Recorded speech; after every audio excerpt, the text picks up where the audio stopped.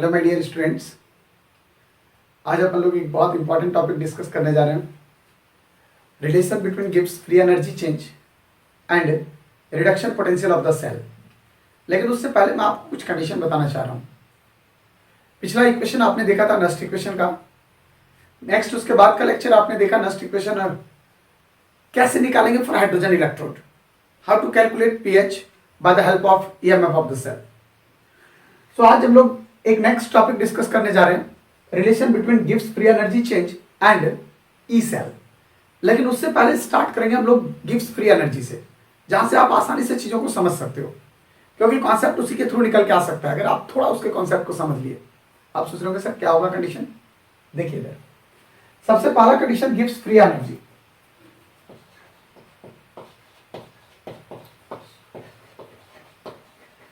Gives free energy समझने के लिए आपको फ्री एनर्जी को समझना बहुत जरूरी है, क्योंकि फ्री एनर्जी से he gives free energy. Gives तो साइंटिस्ट है, आपको समझना पड़ेगी फ्री एनर्जी।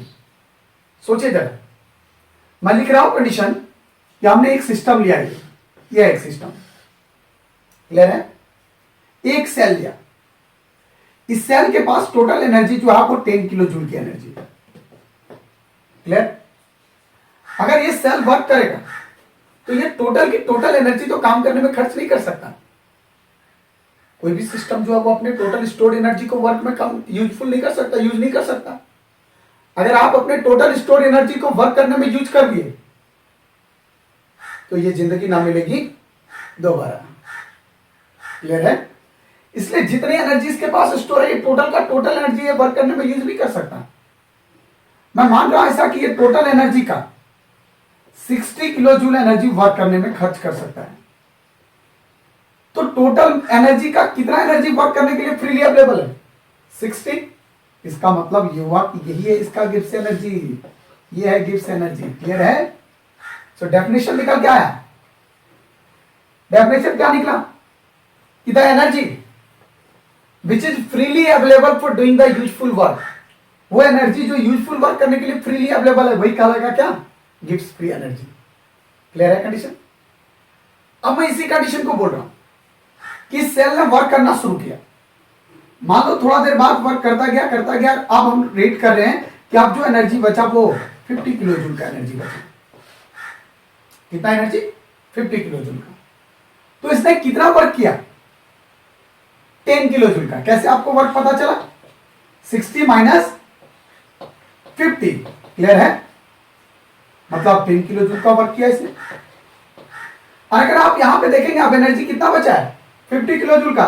तो चेंज इन फ्री एनर्जी आप निकालिए, final free energy minus initial, final है 50 और माइनस इनिशियल 60, ये निकला आपको -10। कितना निकला? -10। माइनस तो सिर्फ ये रिप्रेजेंट कर रहा है कि फ्री एनर्जी जो है वो घट रहा है। जैसे जैसे काम होता जा रहा है, जैसे जैसे सेल वर्क कर रहा है, फ्री एनर्जी का वैल्यू घट रहा है। क्लियर है। दूसरी बात, वर्क डन कितना हुआ? 10 किलो जूल। फ्री एनर्जी घटा भी कितना? 10 किलो जूल। मतलब जितना वर्क डन होगा उतना ही फ्री एनर्जी घटेगा। क्लियर है कंडीशन। मैं लिख रहा हूं कंडीशन, थोड़ा देर और सेल ने वर्क किया, अब इसके पास फ्री एनर्जी बचा 40 किलो जूल का। कितना बचा? 40 किलो जूल। तो वर्क डन आप निकाल के देखिए, वर्क डन इक्वल टू पहले 50 था और बचा 40। वर्क डन कितना हुआ? 10 किलो जूल का वर्क डन हुआ। क्लियर है। और यहां अगर आप गिव्स फ्री एनर्जी निकालेंगे तो फाइनल माइनस इनिशियल, मतलब 40 माइनस 50, मतलब माइनस 10 किलो जूल का। बोलो क्लियर है। कितना वर्क डन हुआ दोबारा? 10 किलो जूल।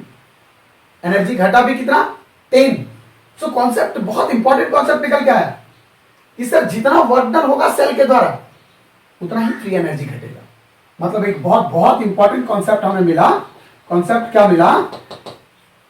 कि work done obtained by system, किसी सिस्टम से जो वर्क डन मिल रहा है वही किसके बराबर है? Decrease in free energy. So लिख रहा हूं condition, work done obtained by system, obtained by a system is equal to क्या लिखेंगे? Decrease in free energy. Decrease in free energy. बोलिए क्लियर है। क्लियर। अब work done obtained W equal to decrease in free energy, मतलब change in free energy delta G. और sign negative, negative sign denote कर रहा है कि free energy increase और डिक्रीज हो रहा है। क्लियर है कंडीशन? अब सुनिए, ये सेल है, अगर आप सेल का वर्क डन देखेंगे तो सेल क्या करेगा? इलेक्ट्रिकल वर्क डन करेगा, और इलेक्ट्रिकल वर्क डन करेगा तो आप फिजिक्स थोड़ा ध्यान दीजिए, फिजिक्स से कोरिलेट कर रहा हूं, बहुत आसानी से समझ जाएंगे आप। फिजिक्स में आप इलेक्ट्रिकल वर्क डन पढ़ते हैं, वो चार्ज इंटू उसका पोटेंशियल, यही तो काम करना है। फिजिक्स में जो पढ़ते हो आप, condition work done equal to वो चार्ज और इंटू उसका potential equal to negative del G. बोलो क्लियर है? क्लियर है कंडीशन? अब वो चार्ज कैसे निकलेगा? बहुत सिंपल है, चार्ज निकालने का तरीका क्या है? Charge equal to quantization of charge भी आपने फिजिक्स में पढ़ा है, charge equal to N into क्या करेंगे? ई, और into potential V equal to negative delta G. अब इसी को थोड़ा केमिस्ट्री की भाषा में लेके आते हैं। यह है कंडीशन आपके पास, ये क्या दिख रहा है आपको? एन, और ये इलेक्ट्रॉन का charge, charge of electron. Clear है? कितना मोल इलेक्ट्रॉन दिख रहा है? 1 मोल, और 1 mole electron equal to 1 faraday. कितना फैराडे? 1 फैराडे।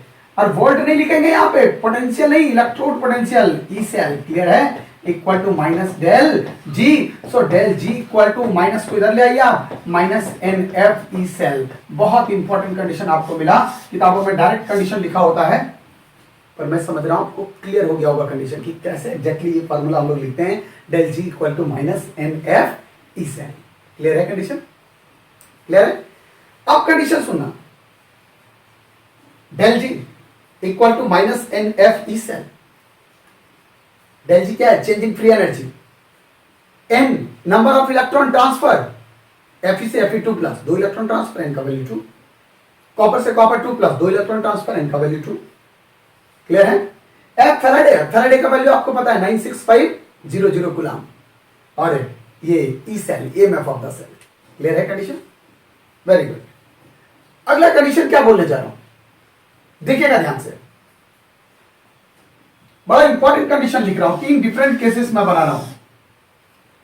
केस फर्स्ट, याद कीजिए कंडीशन मैंने पहले भी डिस्कस किया था इलेक्ट्रो के अंदर, कि अगर किसी भी सेल को स्पॉन्टेनियस होना है, स्पॉन्टेनियस मतलब फिजिबल, फिजिबल मतलब सेल डू वर्क, अगर सेल को काम करना है तो नेसेसरी कंडीशन है इस सेल का वैल्यू क्या होना चाहिए? पॉजिटिव। अगर इस सेल का वैल्यू पॉजिटिव होगा मतलब सेल रिएक्शन इज स्पॉन्टेनियस, मतलब सेल डू वर्क। क्लियर है? अब उसी कंडीशन को मैं बोल रहा हूं, लिख रहा हूं condition if E cell is positive. अगर ई सेल पॉजिटिव हुआ तो डेल जी इक्वल टू अभी आपने देखा minus N F E cell. Clear है? और ये वैल्यू अगर पॉजिटिव है तो पॉजिटिव इंटू नेगेटिव, ये वैल्यू क्या आएगा? नेगेटिव। बोलो क्लियर है? और आपको पता है कंडीशन कि अगर इस सेल का वैल्यू पॉजिटिव हुआ देन सेल रिएक्शन इज, क्या लिखेंगे? Cell reaction is spontaneous. क्या लिखोगे? स्पॉन्टेनियस। बोलो क्लियर है? सो किसी भी सेल रिएक्शन के स्पॉन्टेनियस होने के लिए अब आपको 2 कंडीशन है, या तो इस सेल का वैल्यू पॉजिटिव हो या डेल जी का वैल्यू नेगेटिव हो। क्लियर है कंडीशन? सेकंड कंडीशन, केस 2, लिख रहा हूं condition if E cell is negative. अगर ई सेल नेगेटिव हुआ then del G equal to minus N F, और ई सेल का वैल्यू नेगेटिव है, negative into negative, delta G का वैल्यू आपको क्या मिलेगा? पॉजिटिव। और अगर डेल जी पॉजिटिव मिला इसका मतलब सेल रिएक्शन इज क्या लिखेंगे? Non spontaneous. क्या लिखेंगे? नॉन स्पॉन्टेनियस, या कहीं पे लिखा होता है नॉन फिजिबल। Same meaning. बोलो क्लियर है? और अगर सेल रिएक्शन नॉन स्पॉन्टेनियस हुआ मतलब सेल वर्क नहीं करेगा, मतलब किसी भी सेल को वर्क करना है अगर, तो delta G must be negative and E cell must be positive. Clear है कंडीशन? Very good. एक और केस थर्ड लिख रहा हूं, इफ ई सेल, अगर ई सेल का वैल्यू 0 हो जाए तो यहां पे 0 रखेंगे, तो 0 multiply by something equal to 0, that means delta G equal to 0। और अगर डेल्टा जी 0 आया that means cell reaction is in equilibrium. Cell reaction is in equilibrium. बोलिए क्लियर है?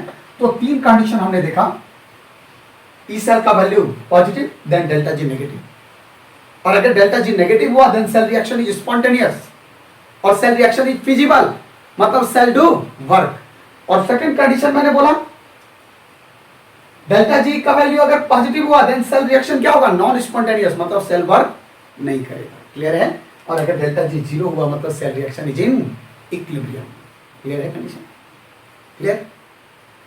अगर इसी कंडीशन को आप स्टैंडर्ड तरीके से लिखते हो, जैसे आपने लिखा delta G equal to minus N F E cell, ये कंडीशन लिखा।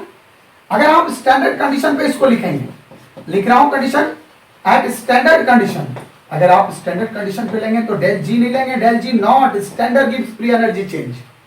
क्लियर है? और minus N F E cell नहीं लेंगे आप, E naught cell standard EMF of the cell, अगर कंडीशन स्टैंडर्ड का होगा। क्लियर है कंडीशन? क्लियर है? Very good. अब यहां से अगर आप देखेंगे तो आईटी में एक क्वेश्चन बना हुआ है, बहुत इंपॉर्टेंट क्वेश्चन आईटी में बनता है। यहां से मल्टी स्टेप रिडक्शन का कंडीशन आपको दे देगा और आपको पूछेगा कि फाइनल इक्वेशन का है ई नॉट सेल क्या होगा, standard EMF of the cell, जैसा मैं क्वेश्चन आपसे डिस्कस करने जा रहा हूं।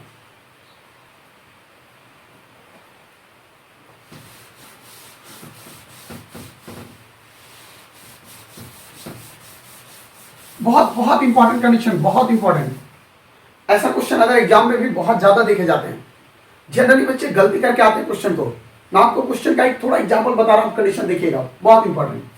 जैसे लिख रहा हूं कंडीशन कि Fe3 प्लस एक इलेक्ट्रॉन गेन करके कन्वर्ट हो रहा है Fe में, और इसका स्टैंडर्ड रिडक्शन पोटेंशियल का वैल्यू मान लो कुछ दिया हुआ है, ये वैल्यू आपको मान लो x वोल्ट दिया हुआ है, कुछ भी जो भी डाटा गिवन होगा, मैं जनरल प्लेटफॉर्म आपके लिए तैयार कर रहा हूं। और दूसरा कंडीशन लिख रहा हूं कि Fe2 प्लस एक इलेक्ट्रॉन गेन किया और कन्वर्ट हुआ आपके पास, ये कन्वर्ट हुआ Fe प्लस, ये कंडीशन है आपके पास। क्लियर है? या ऐसा बोल सकते हैं, इसी कंडीशन को थोड़ा चेंज कर रहा हूं कि Fe3 प्लस 3 इलेक्ट्रॉन लेके कन्वर्ट हुआ Fe2 प्लस में, और Fe2 प्लस 2 इलेक्ट्रॉन कन्वर्ट हुआ Fe में। क्लियर है? और यहां पे नॉट का वैल्यू मान लो कुछ भी दिया हुआ y वोल्ट, ये की बना आपके पास। क्लियर है? और आप बोल रहे हैं आपको कंडीशन क्या कर Fe3 प्लस एक इलेक्ट्रॉन लेके अगर Fe2 प्लस में कन्वर्ट होता है तो आप इनॉट सेल का वैल्यू फाइंड करें, क्या होगा इनॉट सेल का वैल्यू। क्लियर है? क्लियर है? आप देख रहे हो एक स्टेप से ज्यादा कंडीशन दिख रहा है। आपको क्या करना है, बहुत सिंपल कंडीशन है, टारगेट इक्वेशन सेट करना है। जो आपको पूछ रहा है उसे देखो आप, जो फाइंडिंग कंडीशन है ये है टारगेट इक्वेशन। आप देखिए टारगेट इक्वेशन और गिवन इक्वेशन को आप देखिए, इन दोनों को कैसे अरेंज किया जाए कि टारगेट इक्वेशन मिल जाए। बहुत आसान कंडीशन है। अगर आप 1 - 2 करते हो तो 1 - 2 करते ही आपको ये टारगेट इक्वेशन दिखाई देगा।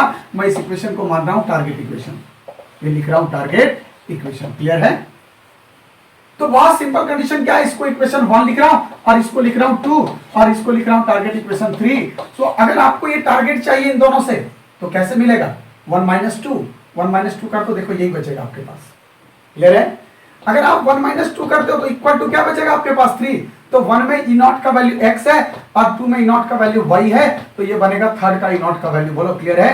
ये वैल्यू रख देंगे अपने पास x - y equal to E naught cell. Clear है? ऐसा होना चाहिए था।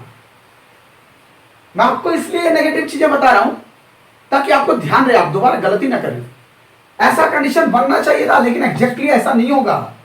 आप सोच रहे होंगे सर क्यों नहीं होगा ऐसा, मैं बता रहा हूं कंडीशन क्यों नहीं होगा। इनॉट सेल, आप याद कीजिए थर्मोडायनामिक्स 11th का extensive and intensive property. E naught cell standard EMF of the cell intensive property है, और अगर ये इंटेंसिव प्रॉपर्टी है तो आप इंटेंसिव प्रॉपर्टी को जानते हैं ना, तो ये एडिटिव होंगे ना तो सब्सट्रैक्टिव होंगे। आप इनको ऐड भी नहीं कर सकते और सब्सट्रैक्ट भी नहीं कर सकते। फिर क्या होगा कंडीशन, होगा कंडीशन इस इनॉट सेल को आप डेल्टा जी नॉट में कन्वर्ट करो। Delta G not is extensive property और एक्सटेंसिव प्रॉपर्टी ऑलवेज एडिटिव और सब्सट्रैक्टिव इन नेचर। क्लियर है कंडीशन? सो हमें सबसे पहला काम इनॉट सेल को कन्वर्ट करना पड़ेगा किसमें, डेल्टा जी में। इसके बाद हमें टारगेट इक्वेशन पे आना पड़ेगा। क्लियर है? Very good. कैसे डेल्टा जी में सेट करूंगा, जैसे फर्स्ट कंडीशन है तो इक्वेशन फर्स्ट में अगर आप यहां डेल्टा जी निकालेंगे तो डेल्टा जी इक्वल टू क्या कंडीशन निकलेगा आपके पास, -NF E naught cell. Delta G equal to आपके पास आ रहा है -NF इनॉट सेल, और अगर आप -NF इनॉट सेल लेंगे तो कंडीशन क्या बनेगा आपके पास, n का वैल्यू कितना है 3। So delta G equal to -3 और f और ये इनॉट सेल। क्लियर है? इनॉट सेल का वैल्यू गिवन है, कितना गिवन है x, ये वैल्यू x है। सिमिलरली यहां सेकंड इक्वेशन में डेल्टा जी निकालिए, माइनस एन, एन कितना है 2, माइनस 2 एफ, और इनॉट सेल का वैल्यू कितना है 1। क्लियर है। और अगर आप थर्ड इक्वेशन में डेल्टा जी निकालेंगे तो delta G equal to minus n कितना है 1, और ये एफ और इनॉट सेल को आपको फाइंड आउट करना है। बोलिए क्लियर है, क्लियर है कंडीशन। तो बहुत इंपॉर्टेंट कंडीशन बेटा, जब भी ऐसा कंडीशन आपको दिखाई दे, आपको रिजल्टेंट इक्वेशन एक देके पूछे अगर, तो आप ऐसे नहीं निकालेंगे कंडीशन कि आपको सीधा ऐड और सब्सट्रैक्ट करना है, बिल्कुल नहीं। इनॉट सेल मैंने बोला एक्सटेंसिव प्रॉपर्टी नहीं है, इंटेंसिव है, और इंटेंसिव प्रॉपर्टी को आप डायरेक्ट ऐड और सब्सट्रैक्ट नहीं कर सकते हैं। इसलिए सबसे पहला काम आपको क्या करना है, इंटेंसिव प्रॉपर्टी को कन्वर्ट कर देना है किसमें, एक्सटेंसिव में। अब कैसे कन्वर्ट होगा, इनॉट सेल का रिलेशन हमें पता है एक्सटेंसिव कौन सी प्रॉपर्टी के साथ है, डेल्टा जी। तो delta G naught equal to minus N F E naught cell. हमने इंटेंसिव को कन्वर्ट कर दिया सब में, किसमें, एक्सटेंसिव में। अब आप लोग टारगेट इक्वेशन सेट करेंगे, बहुत इंपॉर्टेंट कंडीशन। टारगेट इक्वेशन हमें ये चाहिए, और ये कहां से मिल रहा है, 1 माइनस 2 से मिल रहा है। अगर 1 माइनस 2 से हमें टारगेट मिल रहा है तो 1 का वैल्यू कितना निकला डेल्टा जी का, -3 एफ और एक्स, माइनस सेकंड का वैल्यू कितना निकला -2 एफ और y, equal to third equation का वैल्यू कितना निकला आपका -1 एफ और इनॉट सेल। क्लियर है कंडीशन, वेरी गुड। यहां से ये -3 एफ एक्स और plus 2 F y equal to ये -1 है एफ इनॉट सेल। क्लियर है कंडीशन। यहां से एफ कॉमन चला जाएगा सब में, एफ कॉमन जाएगा तो कैंसिल हो जाएगा ये, तो इधर बचेगा -3x और प्लस 2y, ये कंडीशन बचना आपके पास, equal to minus E naught cell. Clear है कंडीशन, क्लियर। अब क्या करना आपको, इस माइनस को अगर आप कॉमन लेंगे तो ये माइनस और ये माइनस कैंसिल हो जाएगा, यहाँ प्लस बचेगा और यहाँ माइनस। देन आप लिख सकते हैं condition E naught cell equal to E naught cell, ये माइनस माइनस कैंसिल और यहाँ भी हो जाएगा क्या, माइनस कॉमन ले लिया, या एक स्टेप चाहो तो बढ़ जाओ, माइनस कॉमन लिया 3x और -2y equal to minus E naught cell. Clear है, ये माइनस कैंसिल हो जाएगा तो इनॉट सेल इक्वल टू बचा क्या, 3x minus 2y। So E naught cell equal to 3x minus 2y। Answer मिल जाएगा, यहां से आपको जो भी x और y का वैल्यू गिवन होगा पुट कर देंगे, आंसर मिल जाएगा। बोलो क्लियर है। तो बहुत इंपॉर्टेंट कॉन्सेप्ट, अभी एडवांस में भी पिछले 2016 के एडवांस में भी ये क्वेश्चन देखने को मिला था। क्लियर है, बहुत बहुत इंपॉर्टेंट कंडीशन, ऐसा क्वेश्चन आ सकता है आपके पास। ठीक है, तो उम्मीद कर रहा हूं कि आपको क्लियर हो गया होगा। जब भी इस तरह का कंडीशन आपको बनता है कि आपको इनॉट सेल इस तरह से पूछे आपको, तो आप ध्यान रखेंगे कि इनॉट सेल इंटेंसिव प्रॉपर्टी है और इंटेंसिव प्रॉपर्टी को हम डायरेक्टली ऐड नहीं कर सकते। So intensive property firstly converted into extensive property. अब कैसे कन्वर्ट होगा, इनॉट सेल का रिलेशन किस एक्सटेंसिव के साथ है, डेल्टा जी के साथ, तो इनॉट को हमने कन्वर्ट कर दिया किसके साथ, डेल्टा जी के साथ। बोलो क्लियर है कंडीशन, क्लियर है यहां तक, वेरी गुड, बहुत आसान कंडीशन है। क्लियर है। तो माय डियर फ्रेंड्स, अगर आपने मेरा चैनल सब्सक्राइब नहीं किया होगा तो जल्दी से जल्दी सब्सक्राइब कर लीजिए, क्योंकि 12th क्लास के एनसीईआरटी का ऑर्गेनिक का एक बहुत जल्दी पूरी सीरीज आने जा रही है, जो कि आपको बोर्ड में भी हेल्प करेगा, जेईई मेंस में भी हेल्प करेगा, नीट में भी हेल्प करेगा, क्योंकि एनसीईआरटी आपके सिलेक्शन का सबसे मजबूत आधार और उसका सॉल्यूशन मैं देने जा रहा हूं। बहुत मजा आने वाला है, प्लीज आप जल्दी से जल्दी सब्सक्राइब कर लीजिए। Thank you so much.